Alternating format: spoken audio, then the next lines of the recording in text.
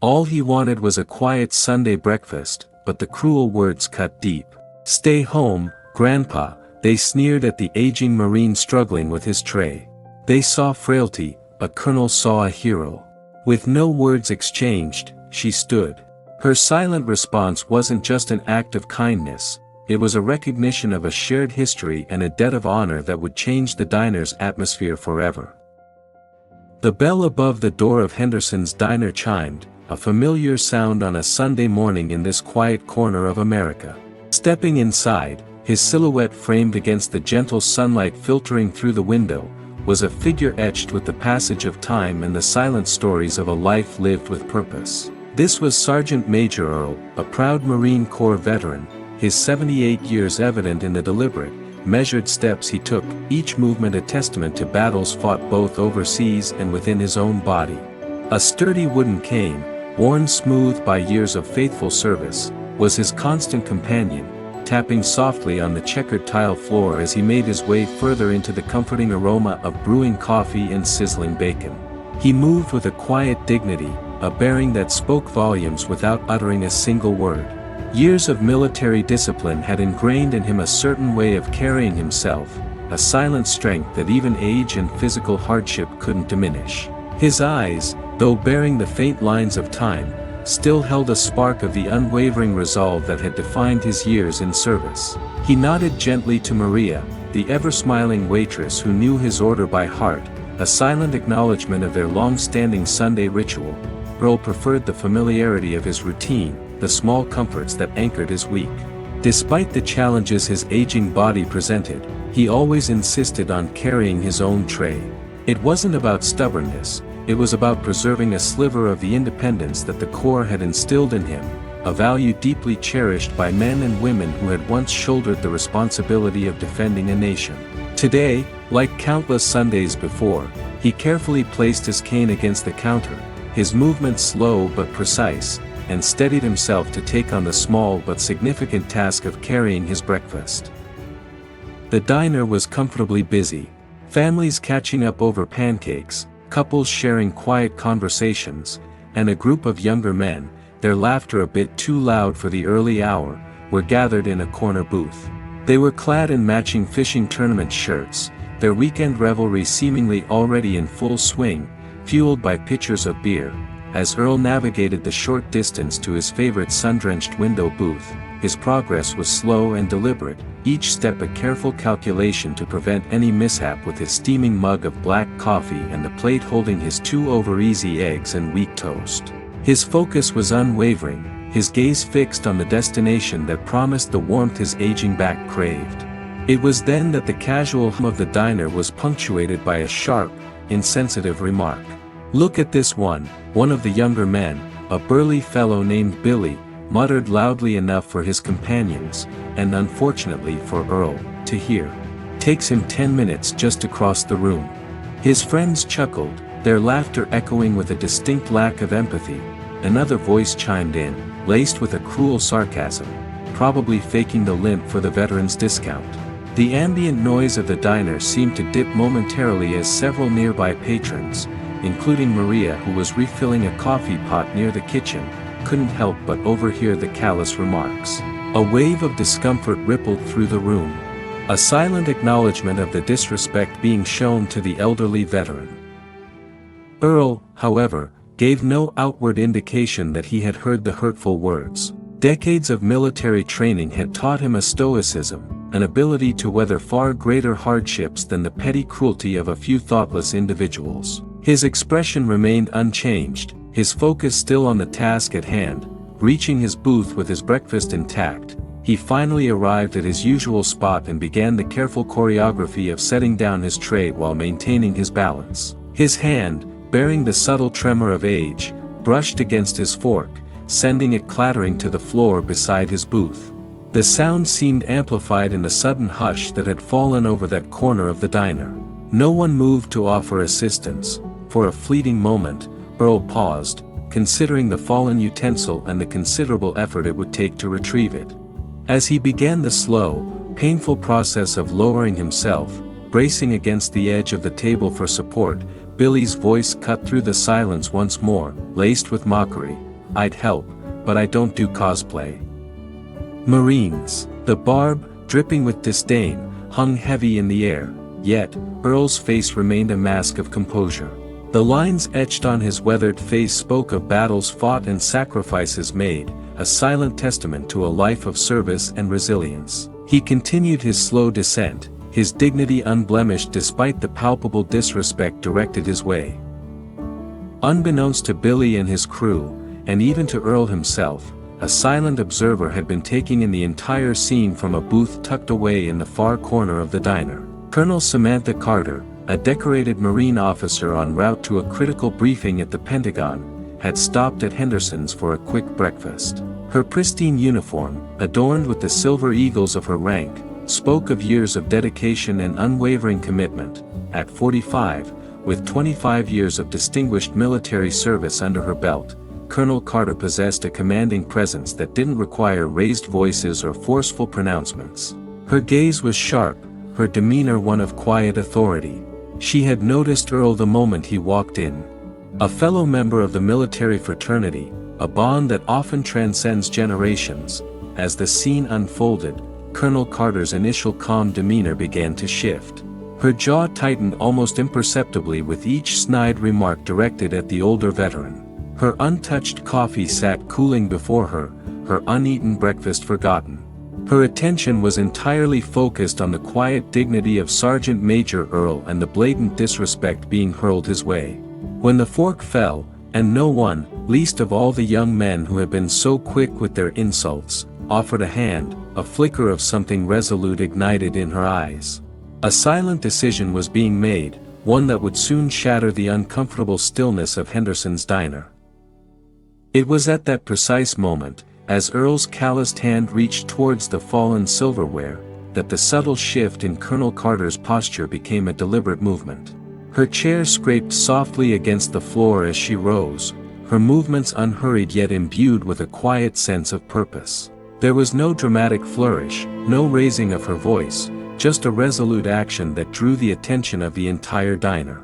Conversations faltered mid-sentence, forks paused halfway to mouths, and the clinking of cutlery against plates ceased. All eyes, consciously or unconsciously, turned towards the woman in uniform who was now walking with a steady, unwavering gait towards Sergeant Major Earl's booth. Billy, emboldened perhaps by the morning beers and the presence of his equally insensitive companions, finally noticed the unwavering gaze of the colonel fixed upon their corner booth. A smirk played on his lips as he called out, his tone laced with a mocking bravado, "Hey, Colonel Sanders, gonna back up the old-timer? Or is that uniform just for show, too?" His crude attempt at humor hung in the air, met by a palpable silence that spoke volumes about the shift in the diner's atmosphere. Earl, seemingly oblivious to the unfolding drama, continued the slow and arduous process of settling himself into his seat. Yet, a subtle stiffening of his shoulders, a barely perceptible tightening of the muscles in his neck, hinted that the barbs, though seemingly ignored, had indeed found their mark. Colonel Carter, however, paid Billy's taunt no mind. Her focus remained solely on the elderly veteran. Reaching Earl's table, she didn't speak, didn't introduce herself. Instead, she executed a simple act of profound respect. Bending down with a fluid grace that belied the years of rigorous military training, she retrieved the fallen fork from the floor. With the utmost care, Colonel Carter placed the clean utensil gently on the edge of Earl's table. Then, she took a single step back and stood, not beside the booth, offering casual assistance, but directly behind Earl's seated figure. Her posture shifted automatically, seamlessly, into the formal position of attention. Hands held precisely at her sides, feet angled with military precision, eyes fixed straight ahead. It was the ramrod straight stance of a soldier rendering honor, a silent salute that echoed with the weight of tradition and respect. The diner fell into a complete and utter silence. The only sounds were the faint hum of the kitchen ventilation fan and the distant murmur of traffic outside. It was a simple gesture, a younger officer standing at attention behind an older veteran. Yet, the message resonated with a power that transcended words. It was a clear, unambiguous declaration: this man deserves respect. I stand with him, Earl, perhaps sensing the shift in the atmosphere or the presence behind him, glanced up briefly. His eyes met Colonel Carter's reflection in the window beside his booth. In that fleeting moment, a flicker of understanding passed between them, a silent acknowledgement of the unspoken brotherhood and sisterhood of those who had worn the uniform, who had answered the call to serve. Maria, who had been hovering near the coffee station, stopped mid-step, the glass carafe still tilted over a customer's cup. Her eyes widened slightly, a dawning comprehension spreading across her face. Mr. Henderson, the owner of the diner, who had been wiping down the counter, straightened instinctively, his gaze fixed on the tableau unfolding near the window booth. The casual chatter and laughter that had filled his establishment moments before had vanished, replaced by a hushed reverence. Even Billy and his companions in the corner booth fell silent. The smirks that had adorned their faces just moments ago began to fade, replaced by expressions of unease and a dawning realization of the gravity of their actions. They were beginning to register not just the colonel's rank, but the unmistakable seriousness of her posture, the unwavering conviction in her silent tribute. For what felt like an eternity, though it was likely only 30 seconds, no one in Henderson's diner moved or spoke. The clinking of silverware against plates, the scraping of chairs, the murmur of conversations, all had ceased. There was only the palpable weight of respect hanging in the air, a silent reprimand more powerful than any shouted condemnation. Colonel Carter remained steadfast, a living statue of dignity, guarding the meal of an elder warrior. It was a moment that would be etched in the memories of everyone present. A stark reminder of the honor due to those who had served and the quiet power of principled action. The silence in Henderson's diner stretched, thick with unspoken understanding and a dawning sense of collective shame in the corner booth. It was Colonel Carter who finally broke the stillness, though her attention remained fixed, not on the discomfort of the hecklers, but on the man seated before her. Slowly, deliberately, she reached into the breast pocket of her impeccably pressed uniform. From within, she carefully extracted a worn photograph encased in a clear plastic sleeve, its edges softened by time and handling. Without uttering a word, she held it up for everyone in the diner to see.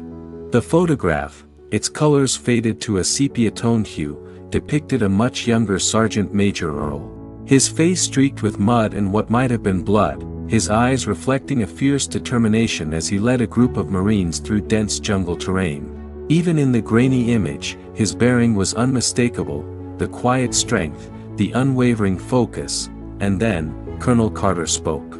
Her voice, though calm and measured, carried clearly through the hushed diner, each word imbued with a profound respect. "This man," she began, her gaze sweeping briefly across the faces of Billy and his companions before returning to the photograph, "carried me out of a burning convoy outside Da Nang in 1972. 3 miles through enemy territory. With a bullet in his own leg." She lowered the photograph slightly, her eyes now meeting the gaze of the young men who had so carelessly mocked the elderly veteran. "Sergeant Major Earl," she stated, her voice firm and unwavering, "is the reason I am alive today.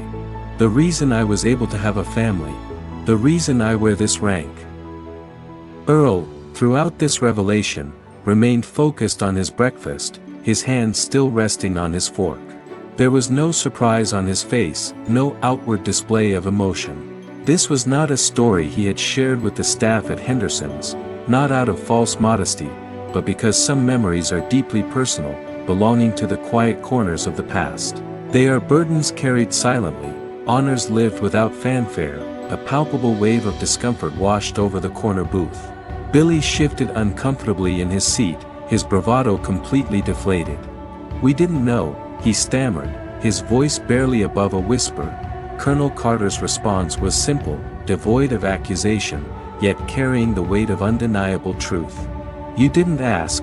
Her attention then turned to Maria, who stood frozen near the coffee station, her hand still clutching the carafe. "I'd like to cover Sergeant Major Earl's meal today," Colonel Carter said, her tone gentle but firm. Then, raising her voice slightly to address the entire staff and the silent patrons, she added, and I'd like everyone here to know that this diner now stands under his name, at least as far as the United States Marine Corps is concerned." At that moment, a door from the back of the diner creaked open. Mr. Henderson, the owner and namesake of the establishment, emerged from his office. His face, usually creased with a friendly smile, was now etched with a serious understanding. He had clearly been watching the unfolding scene, perhaps through the security monitors in the back. "I saw everything," he said, his voice carrying a quiet authority as he approached Earl's table. "And Sergeant Major Earl," he continued, his gaze direct and respectful, "I'd like to ask your permission for something." Earl finally looked up, his weathered face still betraying little of his inner thoughts. "I'd like to officially name this booth after you." Mr. Henderson gestured towards the sun-drenched window seat where Earl had enjoyed his Sunday breakfast for over a decade. "If that's all right with you, Sergeant." For the first time since entering the diner that morning, a subtle softening touched the corners of Earl's eyes. "No need for that, Michael," he said, his voice a low rumble. "There's every need," Mr. Henderson insisted, his gaze sweeping across his silent customers. "Some lessons are worth making permanent." The corner booth remained utterly silent, the weight of the Colonel's revelation and their own shameful behavior settling heavily upon the young men. Mr. Henderson then turned his attention to them. "Gentlemen," he said, his voice firm but not unkind, "I think it's time you settled your bill." Billy, the most vocal of the group, rose awkwardly from his seat. The bravado that had defined his earlier demeanor had completely vanished, replaced by a visible discomfort and a dawning sense of genuine remorse. He walked over to Earl's table, his eyes fixed on the older veteran. "Sergeant Major Earl," he began, his voice subdued and sincere, a stark contrast to his earlier taunts, "we owe you an apology. What we did was unforgivable." Earl studied him for a moment, his gaze steady and unwavering, taking in the young man's genuine discomfort. He looked at Billy's companions, who also stood near their table, their heads bowed in shame, stripped of their boisterous laughter and cruel words. They appeared younger, less intimidating than they had tried to seem just moments before. Their matching fishing shirts now seemed less like a symbol of camaraderie and more like a uniform of their thoughtless behavior. After a long moment of contemplation, Earl simply nodded once, a small, almost imperceptible movement. It wasn't a clear acceptance of their apology, nor was it a rejection. It was merely an acknowledgement that their words had been spoken, that their remorse, however belated, had been offered. Billy, perhaps sensing the lack of explicit forgiveness, pressed on. "Not properly," he insisted, his voice earnest. "My father served in Desert Storm. He'd be ashamed of what I did." Earl's gaze softened slightly. He nodded again, this time with a touch more warmth. Then, he said something that surprised everyone who was still listening intently to the unfolding drama. "Next time," he said, his voice a low rumble that carried a quiet wisdom, "sit with me before you laugh behind me. You might learn something worth knowing." It wasn't a full pardon, not yet. But it was an opening, a subtle invitation to bridge the chasm of misunderstanding and disrespect that had yawned between them. It was a lesson offered with a quiet dignity. As Earl settled back into his booth, the diner door opened once more. This time, it wasn't another curious patron or a member of the staff. Colonel Carter entered, now dressed in civilian clothes, a simple but elegant blazer and slacks, but her military bearing remained unmistakable. She moved with the same quiet confidence and purposeful stride as before. She nodded respectfully to Earl, a silent acknowledgement of their shared experience and the bond forged in the crucible of service. Then, she took a seat at a booth 2 tables away, close enough to signal their connection but not presuming a familiarity that hadn't yet been fully established. Earl caught her eye and offered a subtle gesture towards the empty seat across from him. Colonel Carter responded with a small, grateful nod and moved to join him. Maria approached their table, a small, newly acquired Marine Corps pin proudly displayed on her apron. It was a gift from Earl, a quiet token of appreciation for her kindness and support the previous Sunday. She had served him for years without knowing the depth of his story, and now that she did, she wore the emblem with a newfound sense of honor. "Coffee, gentlemen?" she asked, her voice warm and genuine. "Black," they both answered simultaneously, then exchanged a brief, knowing smile, the unspoken camaraderie of those who understood the shared rituals and unspoken language of military service. In the weeks that followed, a new Sunday tradition began to emerge at Henderson's diner. Earl's usual window booth, now unofficially and affectionately known as Earl's Corner, was always reserved for him. But rarely did he sit alone. Sometimes, Colonel Carter would join him, their conversations quiet but meaningful, spanning topics from current events to shared memories of their time in the Corps. Other veterans from town, hearing whispers of the incident and the quiet heroism it had unveiled, began to stop by. Some had served in different branches, different eras, but the unspoken bond of shared service transcended those differences. Even Billy and his friends occasionally returned to Henderson's on Sunday mornings. They never intruded on Earl's Corner, but they would offer a respectful nod from their own table, a silent acknowledgement of the lesson they had learned. The incident, though initially born of ignorance and cruelty, had inadvertently sown the seeds of understanding and connection. Mr. Henderson never did officially rename the booth, respecting Earl's quiet humility. But everyone in town knew it as Earl's Corner. The small brass plaque remained, polished to a shine each week, reserved for Sergeant Major Earl, still standing. Beneath it, the framed photograph served as a silent testament to a moment of profound courage and the enduring bonds of brotherhood forged in the heat of battle. The story of what happened that Sunday morning at Henderson's diner spread through the small town, a quiet reminder that true strength often resides not in loud pronouncements but in quiet dignity, and that the bonds forged in service run deeper than any passing insult. And so, every Sunday, Earl's Corner became a living testament to the enduring legacy of a quiet hero, a place where respect was served alongside coffee and eggs, and where the silent language of honor spoke louder than any words.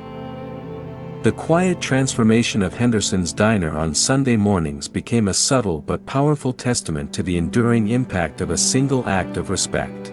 The reserved sign on Earl's Corner wasn't just a marker of a regular customer, it became a symbol of honor, a silent invitation to those who understood the sacrifices made by men and women in uniform.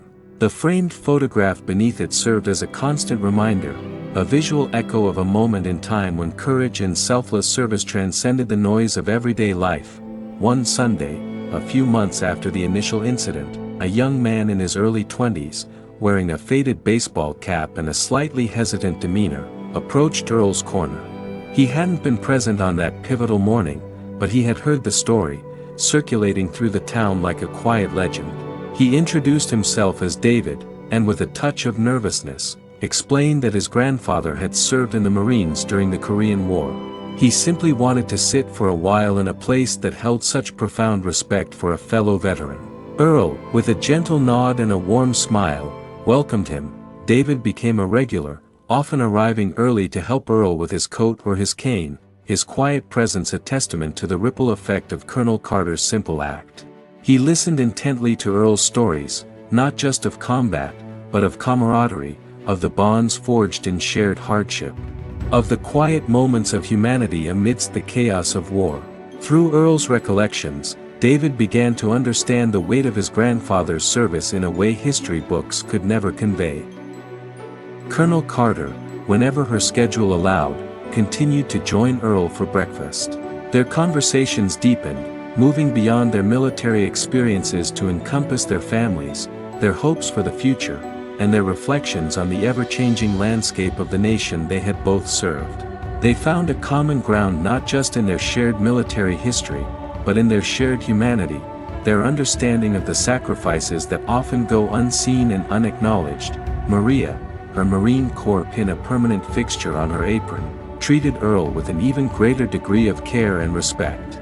She would often linger at his table, sharing a brief anecdote or a warm smile, her connection with him now transcending the usual waitress-customer dynamic.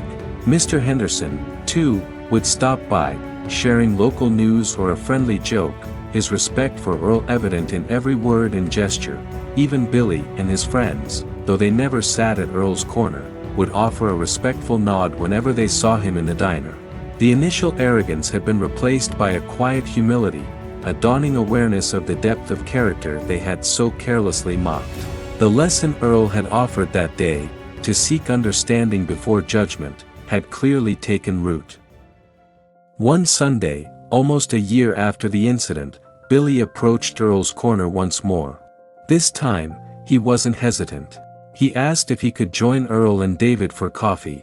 With a gentle smile, Earl welcomed him. They talked not of the past humiliation, but of Billy's father's service, of the challenges faced by returning veterans, and of the importance of bridging the gap between generations. It wasn't a complete erasure of what had happened, but it was a significant step towards understanding and reconciliation. The story of Henderson's diner became more than just a local anecdote. It became a quiet example of how a single act of courage and respect could ripple outwards, transforming not just a single moment but an entire community. It was a testament to the fact that true honor often speaks softly, and that the lessons learned from those who have served can resonate far beyond the battlefield. And so, every Sunday morning, Earl's corner remained a beacon. Sometimes it was just Earl, enjoying his familiar breakfast in quiet contemplation. Other times, it was filled with a diverse group of individuals, veterans from different wars, young people seeking wisdom, and even those who had once stumbled in their understanding. It was a place where stories were shared, respect was given freely, and the enduring spirit of service was honored. The small brass plaque, reserved for Sergeant Major Earl, still standing, served as a powerful metaphor. It wasn't just about a physical stance, it was about the unwavering spirit of those who have served, the resilience they embody, and the quiet dignity they carry long after the uniform is hung up. It was a reminder that even in a world that often seems divided, there are fundamental values that unite us: honor, respect, and the profound understanding that every individual, especially those who have sacrificed for our freedoms, deserves to be seen, heard, and valued. The echoes of Colonel Carter's silent salute continued to reverberate through Henderson's diner, a testament to the enduring power of quiet respect and the forgotten kindness that can bloom even in the most unexpected of places. If this story resonated with your heart, please don't hesitate to leave a comment and share it with others. And be sure to subscribe for more stories that honor the unsung heroes among us.